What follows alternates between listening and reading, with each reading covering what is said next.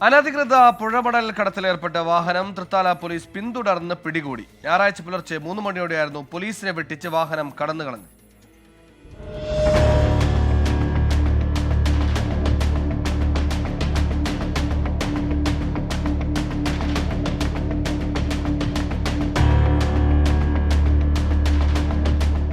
കുമ്പിടിയിൽ നിന്നും പോലീസിനെ കണ്ട് വെട്ടിച്ച് കടന്നു കളഞ്ഞ വാഹനം മുണ്ടക്കോട് ഭാഗത്ത് വെച്ചാണ് പിടികൂടിയത്. ഡ്രൈവറും സഹായിയും ഓടി രക്ഷപ്പെട്ടു. വാഹനത്തിൽ 40ഓളം ചാക്കുകളിലാണ് മണൽ നിറച്ചിരുന്നത്.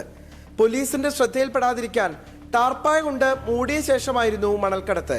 അനധികൃതമായി മണൽക്കടത്തിൽ ഏർപ്പെട്ട 3 വാഹനങ്ങളാണ് കുമ്പിടി നീലിയാട് റോഡിൽ വെച്ച് സമാനമായ കേസുകളിൽ അടുത്തിടെ തൃത്താല പോലീസ് പിടികൂടിയത്.